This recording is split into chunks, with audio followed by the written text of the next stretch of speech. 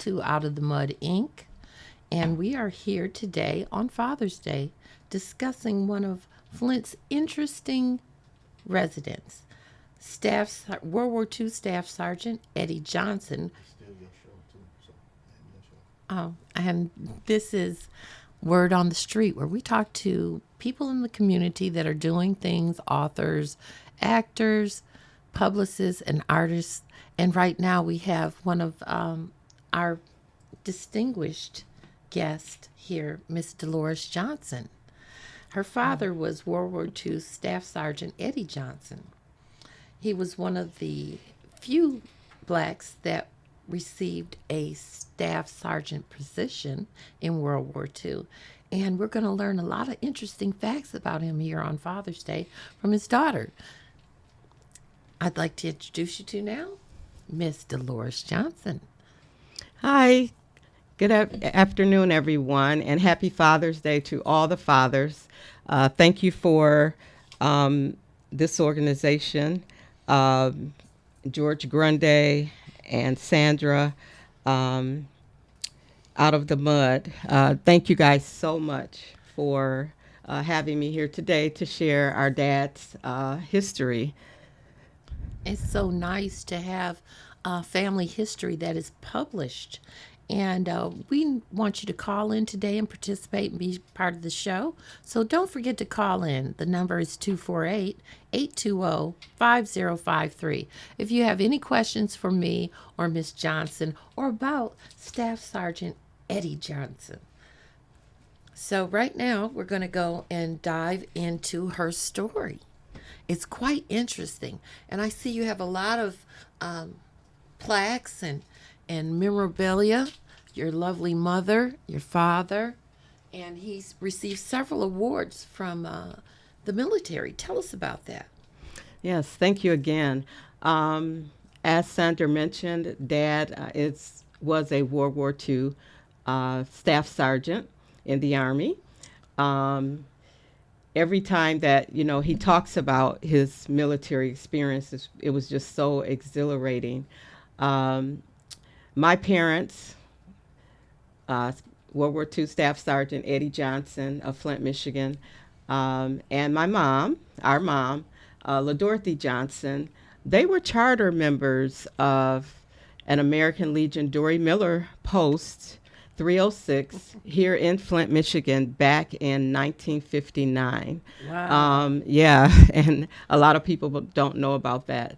And I was born like a year later, but me and my siblings, we were all involved, in the auxiliary, me and my sisters, and all the World War II families on the north side of Flint. They were really like a real, community together. Yes, we did a lot of things together, a lot of community things, a lot of things, with the World War II veterans. And the moms, oh my God, my mom and the other women, they made sure that the auxiliary stayed afloat. They made sure that we were all involved. I remember from a little girl, being involved in the community and doing a lot of things and going up to Lansing, Detroit, to the big parades. And yes. And we used to have quite the parade. I mean, the military parades were something else. Yes, they were. They quite were an event.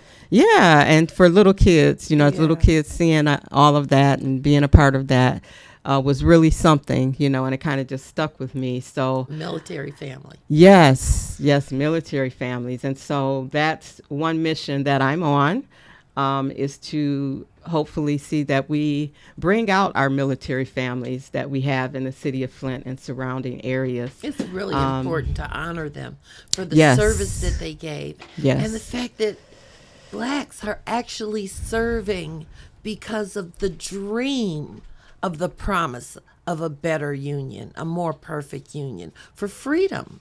We're really a patriotic group, and when you find someone that's family is so dedicated like yours for service back to the community, even after they came back from the war, that's interesting. But tell us a little bit about your father's story from the beginning. Where did he begin? He's not originally from Flint, is he?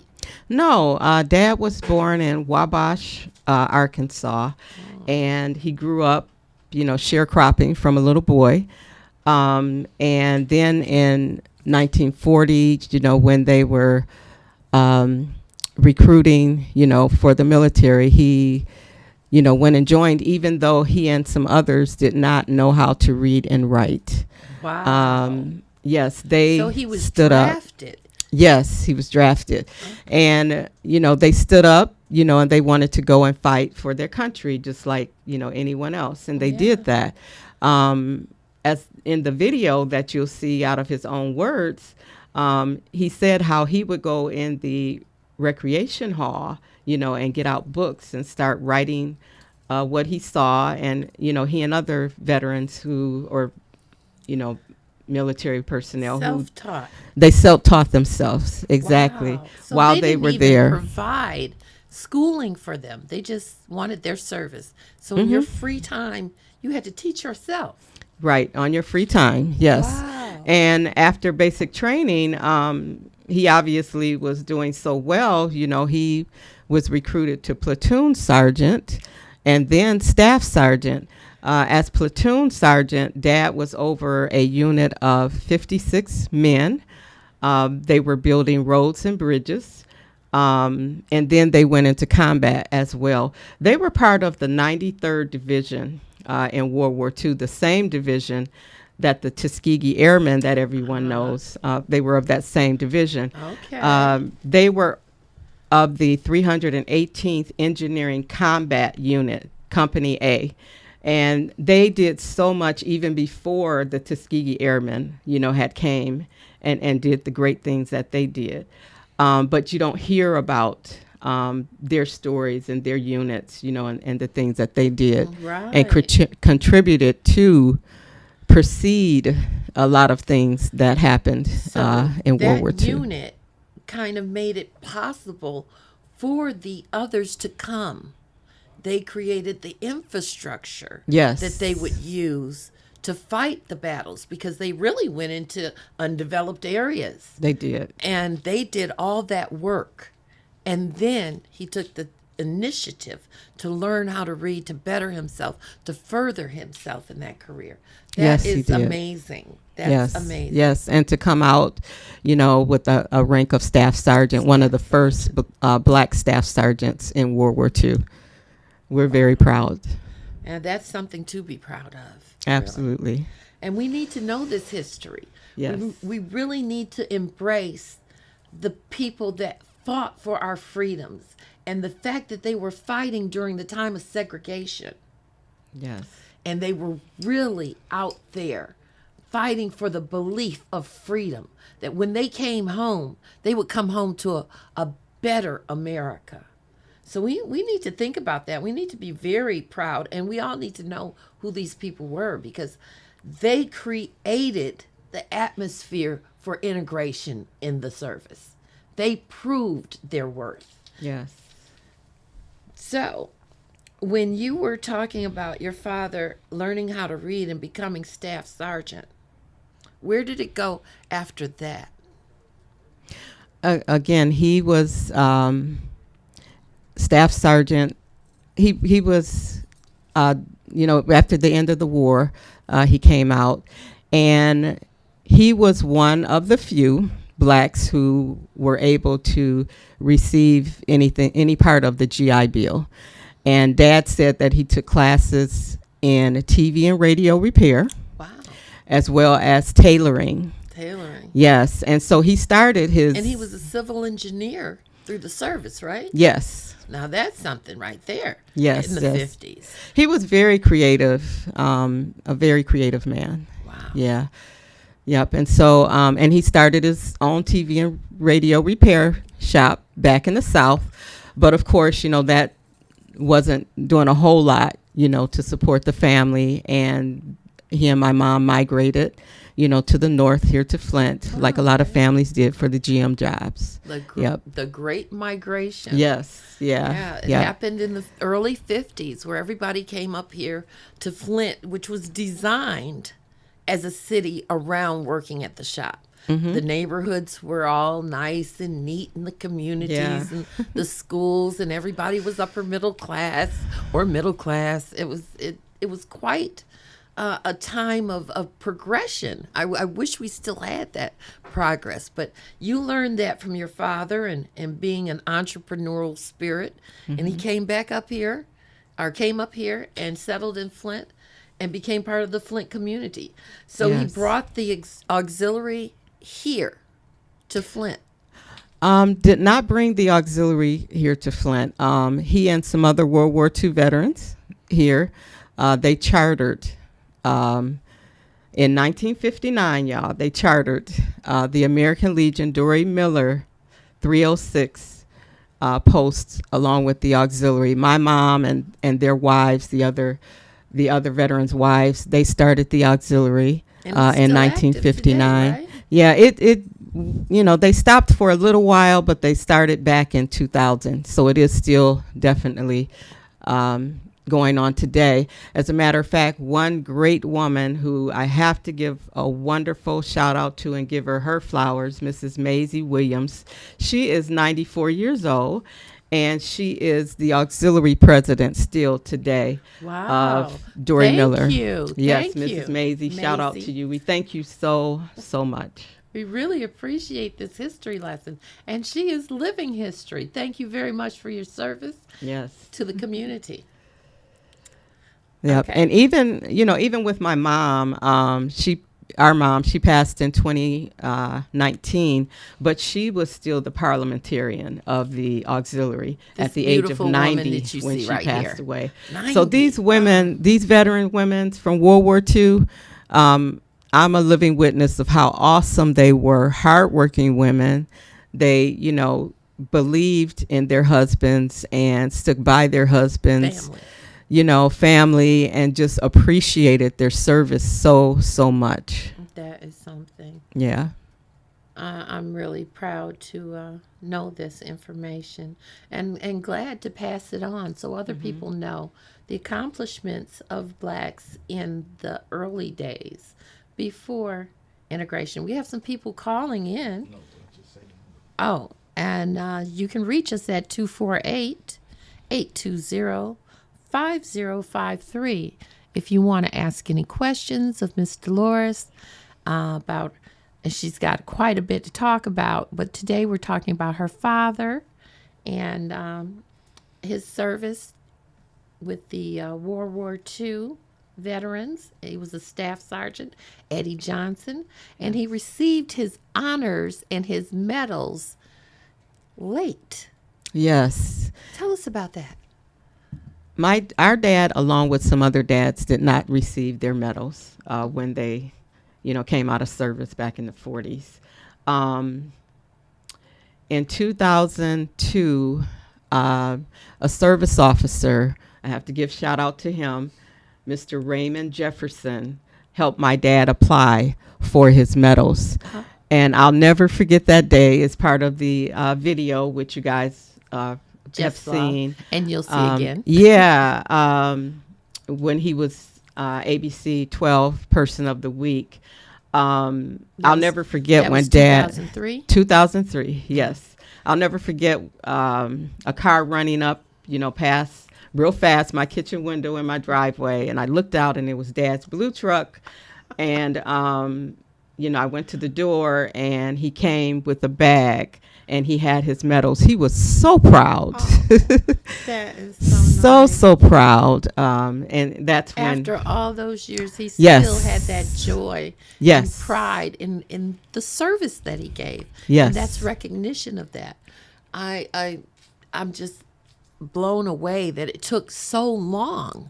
And he had to actually apply for them. Yes. And wouldn't have gotten it if it hadn't been for that service officer. Yes. So we need to look into that. If you have any relatives that served, make sure they get their honors. Make sure they petition for it because it's important. That's part of your legacy, your history. Yes. Yes, it sure is.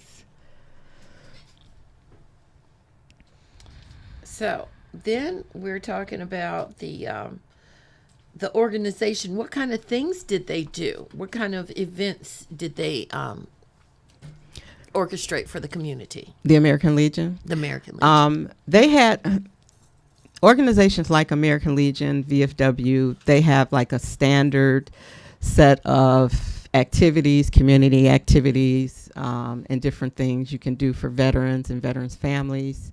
So they did a lot of making sure that the veterans' families were a close unit. We did community service. They did fundraisers. They gave away food. They gave away toys for kids at Christmas time. Wow. You know, we were a part of all that.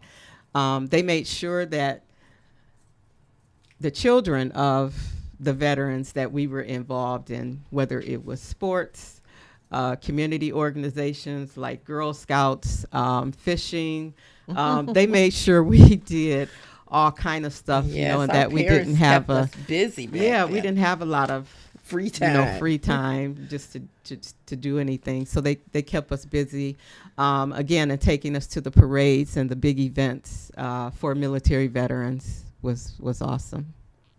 Awesome. That is really interesting. So there was some, he served as the 3-term post commander? Yes, of American Legion. Yes. 3 terms. How long was that? 3 terms. Each term back then it was like 5 years. Wow. Yeah. So, and it was said that my dad was one of the ones to go around knocking on doors to find veterans to start the American Legion. Yeah. That's interesting. Yeah. That he actually put boots on the ground to go Yes. out there and make this happen Yes. for his community and his brethren. Yes. That is very cool. So, he received a plaque from the NAACP? Yes, he received so many acknowledgments. In 2008, Dad went on the Michigan Honor Flight trip to Washington. Oh. And the family hosted a community send-off, and we just invited everybody, you know, the whole community. We invited, politicians and everyone, and he ended up getting a congressional acknowledgement. He got a state seal. Wow. He got a key to the city, and he got a day resolution, Eddie Johnson Day, which is May 16th. Oh, that's awesome. Yes. May 16th. Is Yes, of Eddie Johnson 2008. Day. Yes. Staff Sergeant Eddie Johnson Day. Yes. He never did a street yet. Yes. He did get a street. Nope. Thank you, George, for bringing that up. Our favorite veteran, Yes. George Grundy, producer of the show, and Out of the Mud Absolutely. Inc. Yeah, absolutely. Thank you for bringing up. We applied for Dad to have a street named after him back in 2021. Yeah. 2021. And it has yet to come to fruition, I will say. It was supported, several times, but it just has not happened yet. So Okay. we are waiting To petition for City that. Council? Yeah. I think we need to get on them. Yeah, we did that. We even went down there. George was there. George came. So we're still. George did some filming down there. Yeah, we're not laying down on that. So. Yeah, you got to stay on it because this Yeah. is important. Yeah. I mean, they were there to provide a way for us to win this war. Yes. And you need to acknowledge that. So I Yeah. want to talk about this military Hidden Figures magazine. Thank you so much. Again, it's all because of our dad. It was started in his memory. U.S. Military Hidden Figures magazine. I am the self-publisher. Started a couple years ago. And it features veterans from local communities. Oh. And I wanted to do that because I saw how, our dad and others, people don't know who they are in Yeah. our local communities. And so I got to know so many veterans by publishing this first issue. And since this first issue, of course, is dedicated to Flint, Genesee County residents, Okay. my hometown. Cool. And so after I did this first issue, so many other veterans kept asking me if I was going to do another one along with other people. And so I put out another one last year, volume 2, and now I'm working on volume 3. Oh, that's If there are nice. any veterans out there who would like to be featured, you can find us on Facebook at u.s.military hidden figures magazine on Facebook.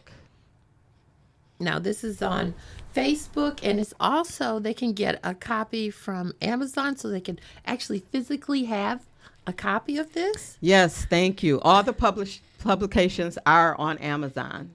So that's another wonderful thing, so that you can actually get a copy, and have, your story in these pages to show everybody. So I have a question, Mr. Lawrence. Yes. How are you?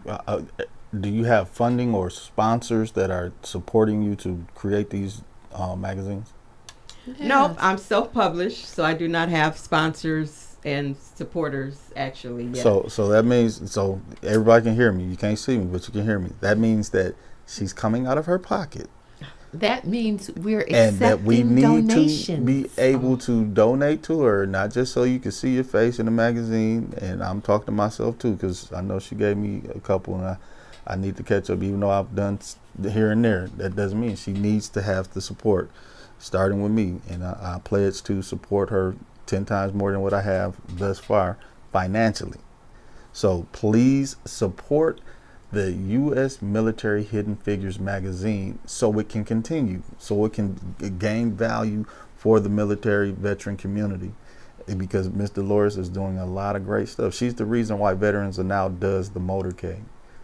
Yes, we haven't even touched on the motorcade yet. But Right. again, we want to say that we're accepting donations. She needs funding, and this could be a legacy project. If you have a veteran that has a will, or put it in the will, give a charitable donation. We've got to support this. Most definitely. I'm say one more thing. Ms. Dolores, as I know her, she's not the type of person to need anything but the motivation to get it done. Even if she had 2 pieces of raisins, some peanuts, and a cup of water, it would get done. But she shouldn't have to do it off of budgets like Right. that. We shouldn't have to fund this out of her pocket. This is something for the community, and for the community to get behind in funding. So we need to come up with a number that they can call, or email that they can email you. So can you give them your email address? So if they do have a donation, or somebody that wants to be in the magazine that needs an article, you can contact her. How can they do that, Ms. Dolores? Thank you, guys. I wasn't expecting that, but thank you. Anyone can contact me at 810-394-6022. Again, that's 810-394-6022. Or you can email me at all lowercases, Johnson, JOHNSON, the letter D for Dolores, 310 at AOL.com. That's Johnson D 310 at AOL.com. Okay, now let's talk about this motorcade. Yes. Also, back in 2007, again, seeing how there wasn't a lot to celebrate our veterans in the community, I pulled together a motorcade and ceremony for veterans in 2007, starting out with the motorcade at the City Hall. That was nice. And at that time, we went to Hasselbring Community Center and had a nice celebration for all the veterans there. We had them march in. They felt, Honored. Honored. And which we should stand Yes. behind our veteran community. We Yes. need to support them, honor them, and give them an opportunity to be recognized. Yes, yes.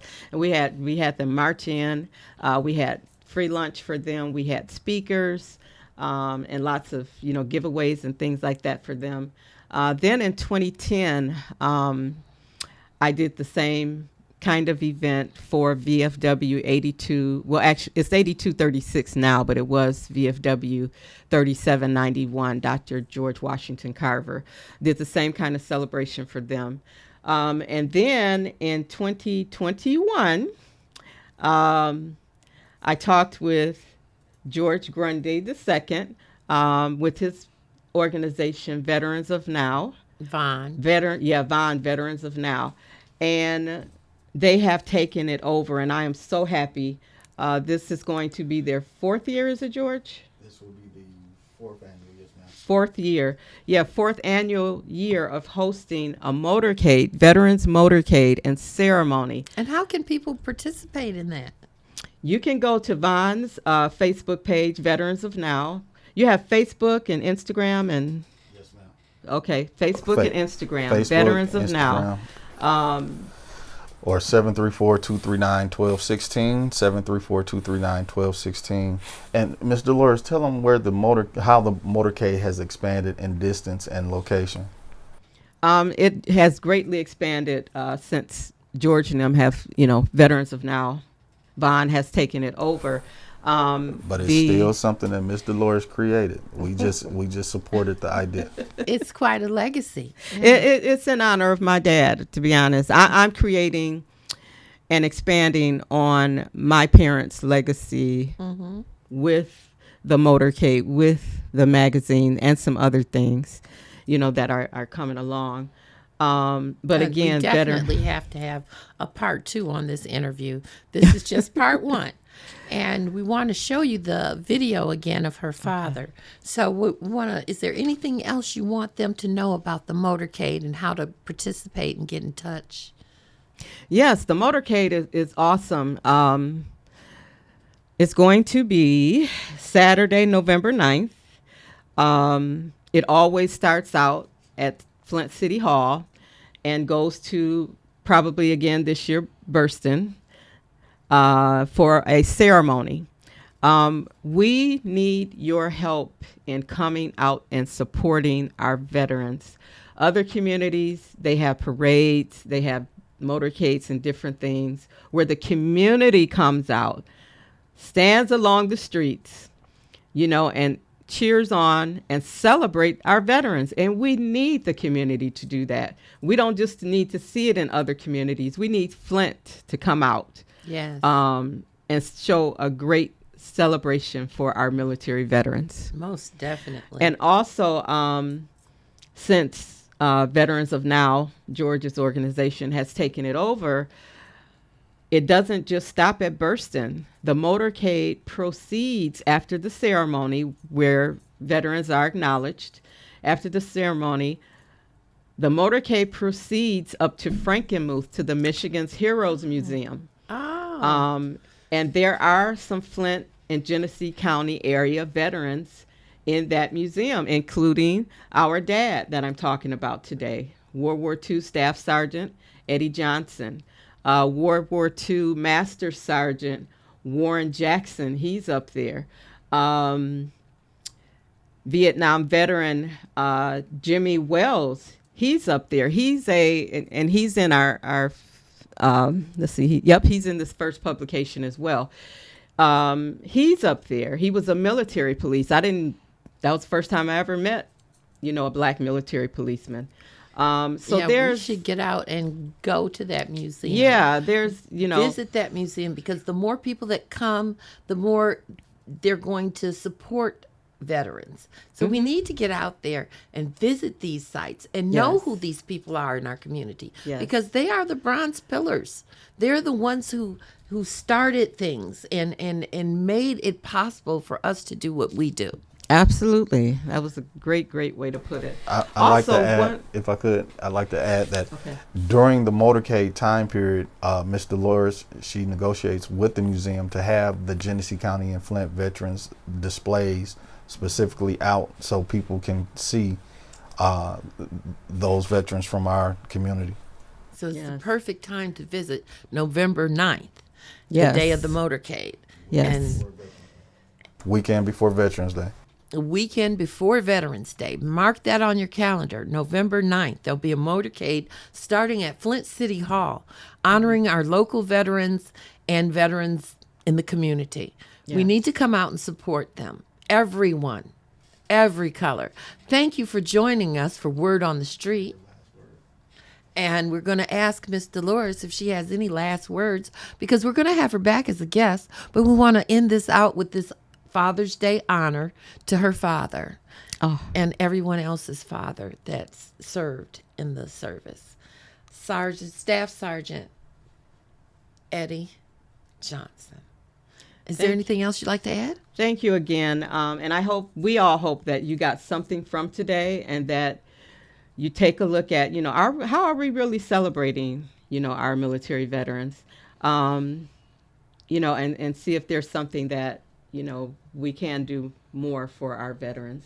Again, look forward to the Veterans Motorcade and ceremony coming up in November. Also, another thing I'm going to have coming out is a veteran and military families journal, where military families can journal, your military loved ones, their records, and, so you can have a written history. Exactly. That's wonderful. Part of your legacy, part of their military legacy. Something to pass on. Yeah. Awesome. So go to the U.S. Military Hidden Figures Facebook page, and you can keep up with all of that. Thank you. Thank you. From Word on the Street.